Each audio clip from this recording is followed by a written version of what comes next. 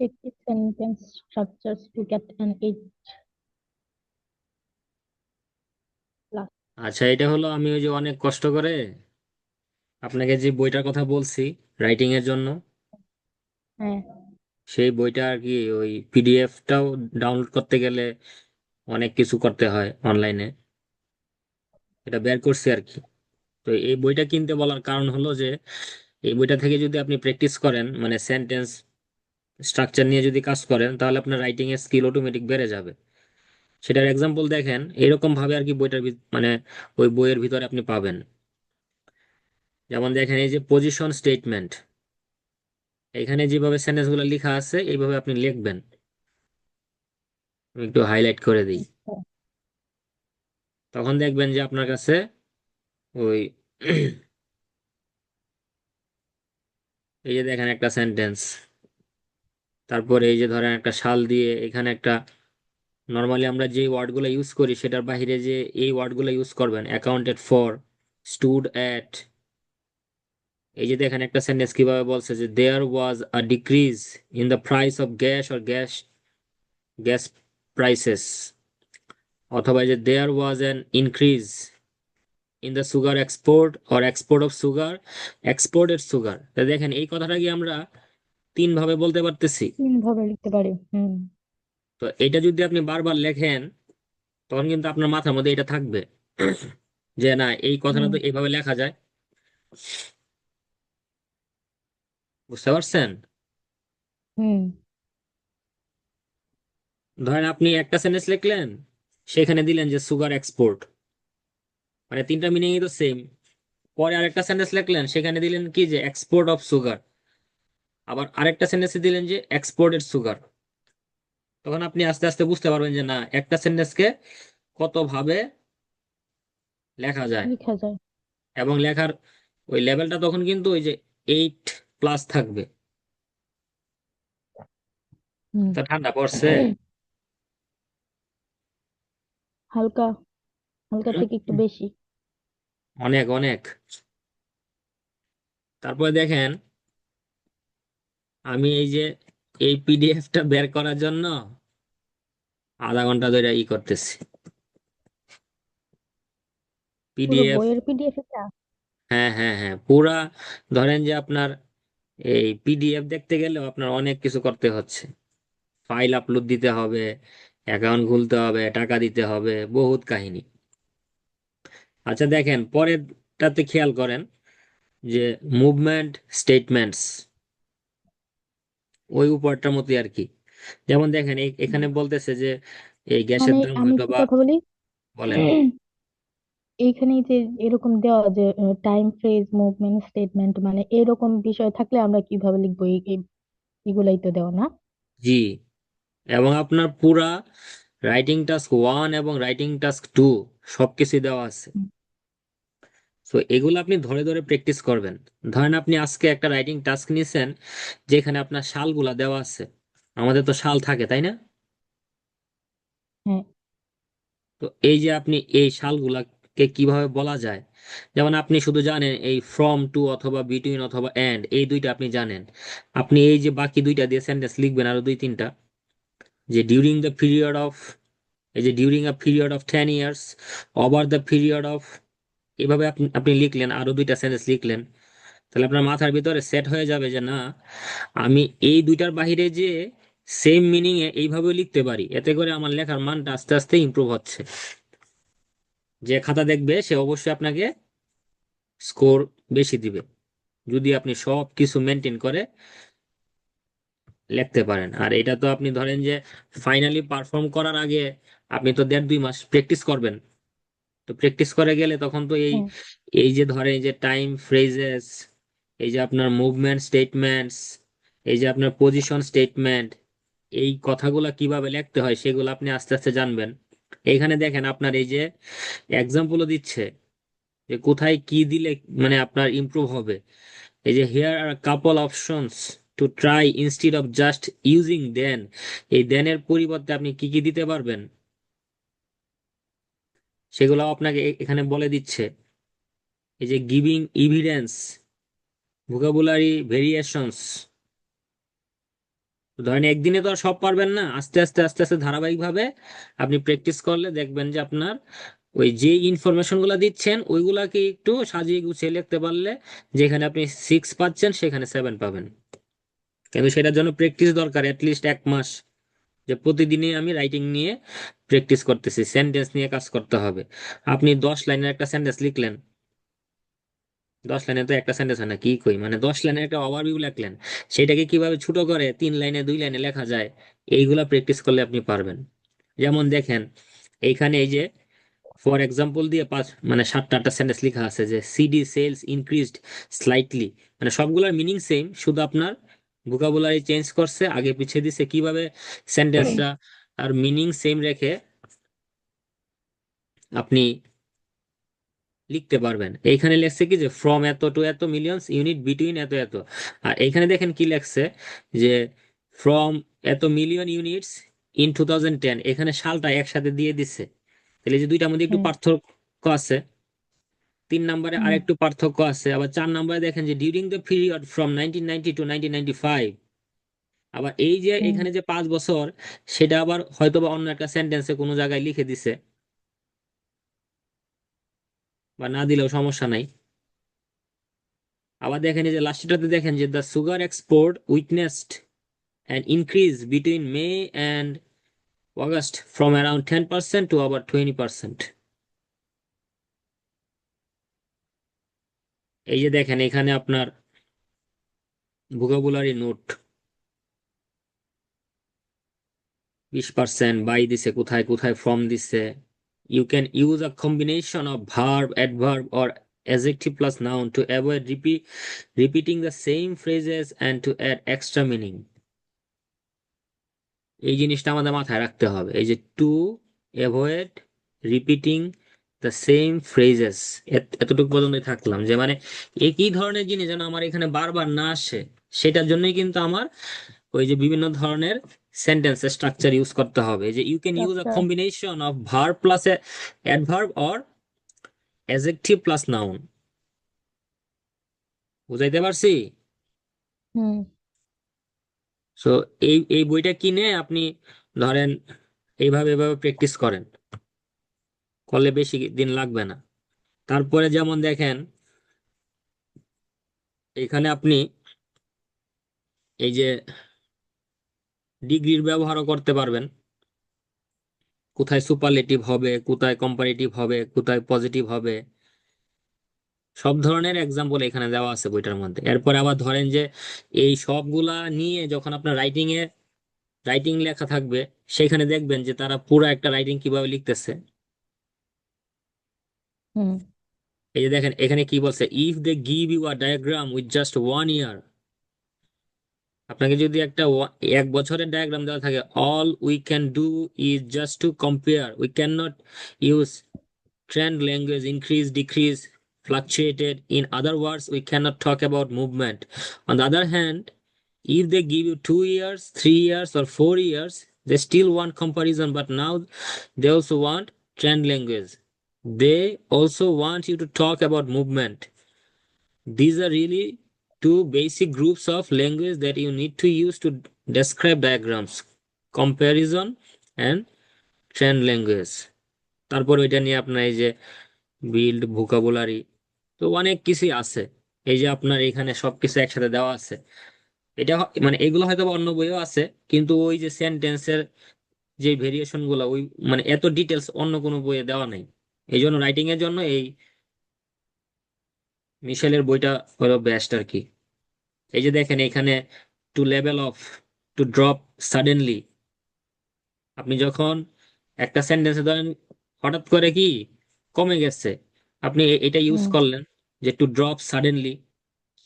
Increased, climb sharply, খুব দ্রুত বেশ মানে বৃদ্ধি পাইছে। হুম হুম এই যে আপনার আপওয়ার্ড ট্রেন্ড, ডাউনওয়ার্ড, মানে যেই সেটা বাড়ছে কমছে কিন্তু সেটা উপরের দিকেই ছিল, ঊর্ধ্বমুখী ছিল, বা আপনার নিচের দিকে ছিল, এরকম যখন মানে বুঝাবে তখন এগুলো ইউজ করবেন। এক্সাম্পল দেখবেন যে ওইটা নিয়ে কি কি লেখছে।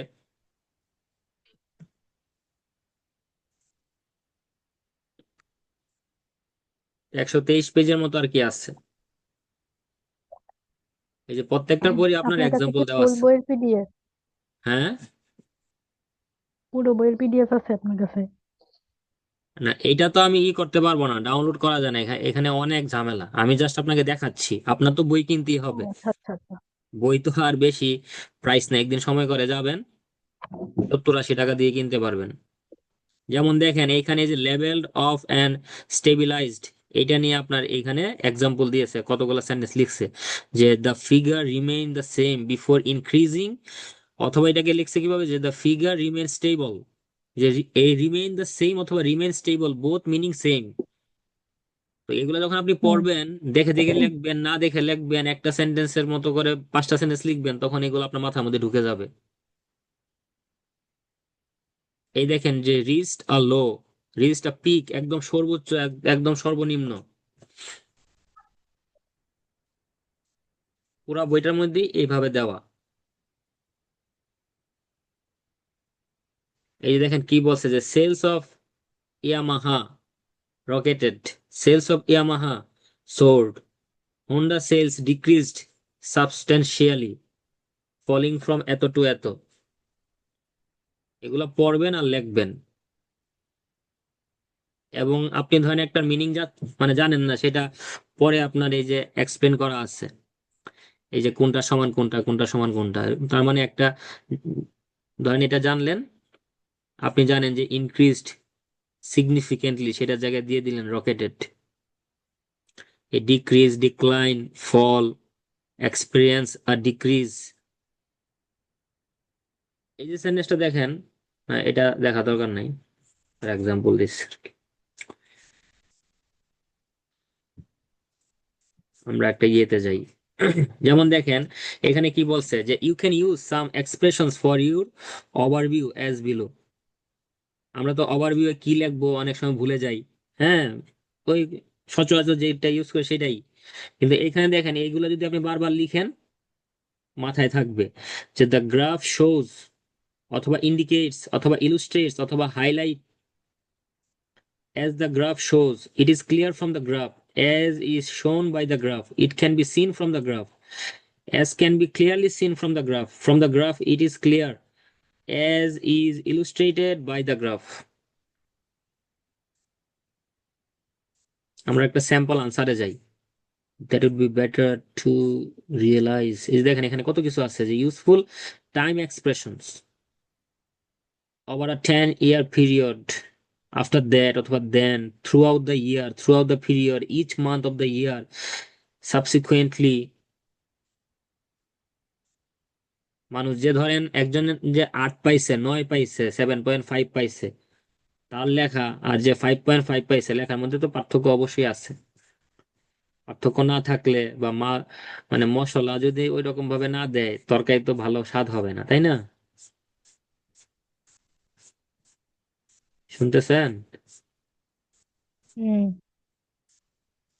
ওভারঅল আমাদের এই যে যেমন দেখেন, এইটা একটা লাইন গ্রাফ, এটার এখানে স্যাম্পল একটা আনসার দেওয়া আছে। আপনি ধরেন ইন্ট্রোডাকশন পারেন, আপনি ওভারঅল নিয়ে পড়েন, এটা নিয়ে আপনি কাজ করেন 3-4 দিন, মানে এইরকম যতগুলা টাস্ক ওয়ান আপনি পাবেন, সেই সবগুলোর ওভারঅল আপনি শেষ করে ফেলেন, তাহলে এই লাইন গ্রাফের ওভারঅল নিয়ে আপনার আর কষ্ট করতে হবে না। এবং দেখবেন যে একটা মানে এক ধরনের প্রশ্নের ওভারঅল যদি আপনি পারেন, তখন বাকিগুলো আপনার কাছে সহজ হয়ে যাবে। আপনার ভিতরে ওই ধরনের সেন্টেন্সের স্ট্রাকচার, ভোকাবুলারি ঢুকে যাবে। যেমন দেখেন কি বলছে, overall the three regions experienced different trends in the time period. While the wheat export in Canada and European countries rose with some fluctuations, the export in Australia fell over time. তা দেখেন এখানে কিন্তু অনেক কিছুই বলছে, just 2টা সেন্টেন্সে। এই দেখেন পরে কি দিয়ে শুরু করছে, অ্যাজ দ্য গ্রাফ শোজ, এই যে দেখেন স্টার্টেড, হাইলাইটেড করে দিছে আপনার কি কি তারা চেঞ্জ করছে। দেন এই যে ডিক্লাইন স্টিডিলি, তারপর এই যে until, regarding Canada's exports, comma দিয়ে পরে সুন্দর করে লেখছে যে in 1985 they shipped approximately 19 million tons of wheat. Past tense, এই যে ভার্বের পাস্ট ফর্ম দিয়ে দিল। এই যে দেখেন যে their exports experienced considerable growth, afterward, after that, by contrast, experience and increase, যেটা আমরা আগে পড়ছিলাম, এই যে উইটনেসিং, সাক্ষী হওয়া আর কি, এই যে রেসপেক্টিভলি হুম। সবার শেষে দিয়ে দিচ্ছে। হয়তো একটু বেশি ওয়ার্ড হয়েছে, 209 ওয়ার্ড হয়েছে, কিন্তু এই লেখায় তো সে ধরেন যে 8.5 পেয়ে যাবে। এত বড়! আপনি তো লিখছিলেন 270 ওয়ার্ড। 209 ওয়ার্ড খুব বেশি বড় না, জাস্ট 170 ওয়ার্ড হলো আপনার স্ট্যান্ডার্ড, সেটা তো লিখতেই হবে, জাস্ট এটা থেকে আপনার 30টা ওয়ার্ড বেশি, 30টা ওয়ার্ড মানে 3 লাইন, খুব বেশি বড় না। এই যে দেখেন একটা বার চার্ট, বার অথবা কলাম চার্ট কিভাবে লেখছে দেখেন, এই যে বডি পার্ট দেখেন, এই যে আপনার ওভারঅল দেখেন।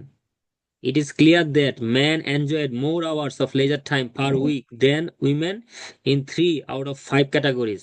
কত সুন্দর একটা সেন্টেন্স লেখছে যে 5টা ক্যাটাগরির মধ্যে 3টা ক্যাটাগরিতে men enjoyed more hours of leisure time than women. মহিলাদের থেকে পুরুষরা বেশি উপভোগ করছে অবসর সময় 5 ক্যাটাগরির মধ্যে 3 ক্যাটাগরিতে। তাহলে 3 ক্যাটাগরি মানে বর্ণনা দিয়ে দিল, মানে 3টা ক্যাটাগরিতে আমরা বেশি লক্ষ্য করতে পারতেছি কি, এখানে ধরেন এই যে মেইল, এই যে একটা, এই যে একটা, এই যে একটা, তাহলে এই এই যে 3টা যে কালো, 3টা কালোতেই কি মেইলেরা বেশি, সেটাই তো চোখে পড়ার মতো। ওভারঅলে আপনি কি লিখবেন যেটা সবার আগে চোখে পড়বে? তো চোখে চোখে পড়তেছে কি যে পুরুষরা সব থেকে বেশি অবসর সময় কাটাইছে এই 5 ক্যাটাগরির মধ্যে 3টাতে, বাকি 2টাতে পুরুষদের কোনো নাই, হাউস ওয়াইফ অথবা এমপ্লয়েড পার্ট টাইম, সেখানে পুরুষদের কোনো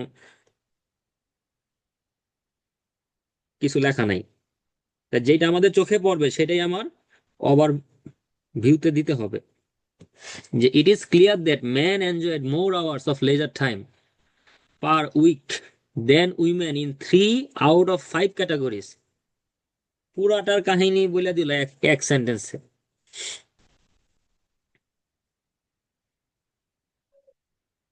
তারপর দেখেন কি বলতেছে, however only figures for women, এই যে বাকি 2টাতে যে মানে পুরুষ নাই সেটা তো চোখে পড়ার মতো। Only figures for women are shown in 2 categories, namely employed part time and housewife. এই যে 2টা জিনিসই হলো আমাদের কি চোখে পড়ার মতো। একটা হলো যে পুরুষরা সব থেকে বেশি পার্ট টাইম, মানে যে তারা লেজার টাইম কাটাইছে মহিলাদের তুলনায় 5 ক্যাটাগরির মধ্যে 3টাতে। আর 2টা ক্যাটাগরিতে দেখা যাচ্ছে সেখানে পুরুষদের কোনো মানে নাই, পার্টিসিপেশন নাই আর কি। এই যে যেটা বলছে যে অনলি ফিগার্স ফর উইমেন, মহিলাদের জন্যই। আর শোন ইন, এই যে আর শোন এটাই হলো আপনার পেসিভ স্ট্রাকচার, এই যে আর শোন। এখন আপনি যদি লেখেন যে we can see women participated, সেটাও হবে, কিন্তু এই সেন্টেন্সটা তো মানে ওইটার থেকে সুন্দর, পেসিভে বলতেছে সুন্দর করে পুরাটা, মানে পুরা কাহিনী বলে দিল যে women are shown in 2 categories, namely employed part time and হাউস ওয়াইফস। ধরেন আপনি এই পুরা স্যাম্পলটা পরে কিছুই শিখতে পারলেন না, শুধু এই লাস্টের এটা যদিও আপনি শিখতে পারেন, কোনো এক সময় আপনি কাজে লাগাইতে পারবেন। যে নেমলি যে 2টা নাম, সেই 2টা নাম কি, employed part time and housewife. বুঝাইতে পারছি? হুম। So you have to read the sample answers. এই স্যাম্পল আনসার পড়ার কোনো বিকল্প নাই, পড়তেই হবে। যত বেশি পড়বেন এবং মানে ভালো মানের লেখা পড়তে হবে, তাহলে না আপনি শিখতে পারবেন। আর এই যে নর্মাল লেখা পড়ে তো কোনো লাভ নাই। এই যে এটা দেখেন 169 ওয়ার্ড স্ট্যান্ডার্ড লেখা, চোখ বন্ধ করে 8 পাবে। এই যে দেখেন পেসিভ স্ট্রাকচার, এই যে নো ডেটা অথবা ডাটা ইজ গিভেন ফর, এই যে ইজ গিভেন, এম ইজ আর গিভেন, যে কোনো ডাটা দেওয়া হয় নাই, nothing is given, no data is given for man in either of this categories. ওই যে ধরেন ওই যে 2টা ক্যাটাগরিজ এর কথা বললো, একটা হলো হাউস ওয়াইফ আর একটা হলো কি পার্ট টাইম জব, যে 2টাতে পুরুষদের কোনো তথ্য দেওয়া নাই, সেই কারণে বলে দিয়েছে no hmm. Data is given for man in either of this categories. এই দিস হলো কি একের অধিক, 2টা তো। হুম। তো এইভাবে যদি আপনি পড়েন, স্যাম্পল আনসার পড়লেন, সেন্টেন্স নিয়ে নিয়ে কাজ করলেন, যে ঠিক আছে এই এই লাস্টের বইয়ের কি কোনো সেন্টেন্সটা। এডিশন আছে? হ্যাঁ। বইয়ের কি কোনো এডিশন আছে যে এই অমুক না এডিশন না কিনতে না না, হবে? একটাই। ওই যে লিজের ভিডিও, যেমন 12 বছর ধরে একই ভিডিও চলতেছে, ইউটিউবে গিয়ে সার্চ দিবেন আইএলস লিজ, ওই তার ভিডিও হুম। ওইগুলাই, এইগুলাই চলতেছে গত 15-20 বছর ধরে। আইএলস রাইটিং টাস্ক 1 এবং রাইটিং টাস্ক 2 সেম ভাবে, এই যে এই রাসেল অ্যান্ড মিশেল, ওদের বইটাও সেম, এডিশন নাই, আচ্ছা। এডিশন লাগেও না, এক বইয়ে যা দিয়ে রাখছে that's enough for next 50 years. কারণ আপনি তো এতে কিছু মাথায় রাখতে পারবেন না, অ্যাপ্লাই করতে পারবেন না। আস্তে আস্তে পড়েন, আস্তে আস্তে শিখেন, আস্তে আস্তে ইমপ্রুভ হবে। ধৈর্য হারা হওয়া যাবে না। আমি আপনাকে জাস্ট এই যে দেখাই কি কি আছে এখানে। এই যে হলো বইটা, যে writing task 1 and 2, the ultimate guide with practice to get a target band score of 8+ in 10 minutes a day। এখানে আপনার এই যে শুরুতে দেখেন কি আছে, সূচিপত্র,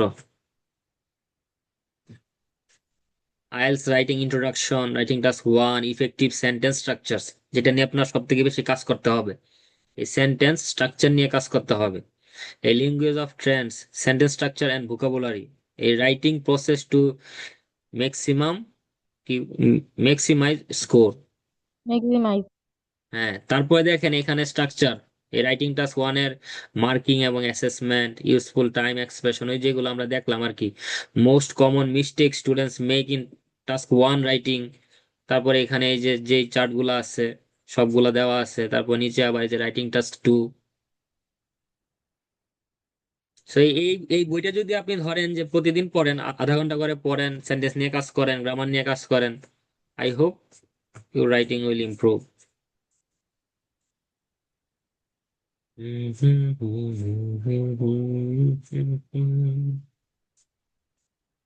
এই তো, ঠিক আছে। ঠিক আছে। ওকে, টু। বাই। হ্যাঁ, টু। বুঝি নাই। রাইটিং টাস্ক 2, টু দেখাবেন না? হুম। 2 তো সেমই। আপনি বইটা কিনে নিয়ে আসেন, দেখবেন যে আপনি সব পারতেছেন। এই যে দেখেন এখানে বলছে যে common mistakes students make in IELTS writing task 2, কি কি দেওয়া যাবে কি কি দেওয়া যাবে না। হ্যাঁ, কেন আমাদের নাম্বার কমে, সবকিছু দেওয়া আছে এখানে। ইউজ দ্য কারেক্ট ভার্ব আচ্ছা। টেন্সেস, কোথায় কোন টেন্স দিতে হবে। এবং এখানে আপনার এই যে এই যে দেখেন কি বলছে যে using absolutes such as all, every, none. হ্যাঁ, for example when everyone goes abroad they always suffer homesickness, be careful of using 100% and 0% statement. তারপর যে ডোন্ট ইউজ, থিং, এগুলো পড়তে হবে। বইটা কিনে নিয়ে আসেন, কোনটার পরিবর্তে আমরা কি কি ইউজ করতে পারি সেগুলো দেওয়া আছে। এই যে what is more, furthermore, moreover, in addition, not only but also, as well, however, while, whereas, nonetheless, nevertheless, though, although, বুঝছেন? তবে এইগুলা থেকেও মেইন হুম। হলো যে আপনার স্যাম্পল পড়তে হবে, কারণ একটা স্যাম্পলে ধরেন 250 ওয়ার্ড বা 300 ওয়ার্ডের একটা মানে প্যারার মধ্যে, এই যে যেমন দেখেন এটা 270 ওয়ার্ডের একটা এসে, তো এইখানে হাইলাইট করে দেওয়া আছে যে কিভাবে কিভাবে সে লেখছে। যেমন দেখেন এখানে লেখছে start working straight after graduation, গ্রাজুয়েশনের পরে কাজ করা is beneficial for several reasons. এখন এটার মতো করে আপনি আরেকটা বাংলায় সেন্টেন্স লিখবেন, যে একটা নির্দিষ্ট সময় পরে উপার্জন করা সেটা বিভিন্ন ভাবে আমাদের উপকারে আসে, আমরা মানে বেনিফিটেড হই আমাদের একটা নির্দিষ্ট এইজের পরে। তাহলে দুইটা কথার মধ্যে একটা মিল আছে না? যে সরাসরি গ্রাজুয়েশনের পরে কাজে যুক্ত হওয়া is beneficial for several reasons. এটার যে স্ট্রাকচারটা এরকম ভাবে আপনি শুধু অন্য একটা সেন্টেন্স নিয়ে আসবেন যে একটা নির্দিষ্ট বয়সের পরে সবার উপার্জন করা, এটা বিভিন্ন কারণ আছে বেনিফিশিয়াল, যে graduation is beneficial for several reason. আপনি এইভাবে লিখবেন, এই যে firstly, secondly, is likely to have a chance to obtain a lot of real experience and practical skills. This may lead them to progress more quickly in their chosen profession. On the other hand, এখানে আবার দেখেন এই যে firstly, consequently, in addition, এই যে দেখেন, আমি যে বলি যে যত কাহিনী বলবেন সব হলো বডি পার্টে, কনক্লুশনে এত কাহিনী বলার কিছু নাই, এক লাইনে কনক্লুশন শেষ। খেয়াল করেন, in conclusion it is true to say that both working stage after high school and continuing higher level studies each has their own unique advantages। এক লাইনে শেষ করে দিচ্ছে।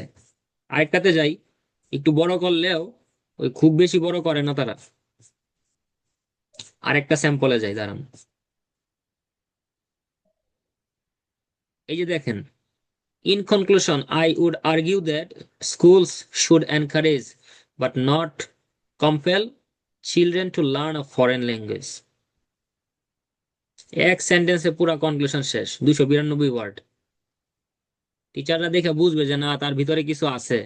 ওই গরু রচনা লিখলে তার নাম্বার দিবে না, দিবে 5, 5.5, 6, এর বেশি যাবে না। এখানে দেখেন এক লাইনে মানে শেষ। I believe that the advantages of international travel for both travelers and host countries are greater than the drawbacks, serious though these are। 277 word. যতগুলাই দেখবেন ম্যাক্সিমামই কিন্তু আপনার এক লাইন, লাইনটা বড় হইলেও এক লাইন, 3-4 লাইন না। In, in conclusion, while are some obvious reasons to explain the rise in popularity of exported food, some simple measures should be adopted by local food growers to meet this challenge। এভাবে দেখবেন সবগুলাতে। এই যে দেখেন, in conclusion there are clear reasons why more people are traveling and there are obvious advantages for travelers। সেটা তো আমার মুখের কথা না, যা বলি লেখা আছে সেটাই দেখাচ্ছি আর কি। এই যে দেখেন এক লাইনে, ডিলিং, এই যে দেখেন কি লেখছে, dealing with the problem at its roots by expanding educational opportunities the authorities would be able to reduce the gap between the wealthy and poor sectors of society। খুব সুন্দর সেন্টেন্স। এই যে would be able to reduce, সুন্দর structure, would be able to reduce। দেখে দেখে দেখে দেখে লিখবেন, লিখলেই আস্তে আস্তে জিনিসগুলো আপনার মাথায় ঢুকবে। একদিনে পারবেন না, পড়বেন, পড়লে একটা আইডিয়া আসবে যে না, প্রথমত মাথায় ঢুকাইতে হবে, কনক্লুশন হবে এক লাইনে, এটা মাথার মধ্যে রেখে তারপরে ওইটা নিয়ে কাজ করতে হবে। সেম ভাবে রাইটিং টাস্ক 1 এর বডি, আপনার এই যে ওভারঅল যেটা লিখবেন সেটা মাথায় রাখতে হবে যে সর্বোচ্চ 2 লাইন, 5-6 লাইন যেন আমার না হয়, তখনই আপনি ওইটার জন্য কাজ করতে পারবেন।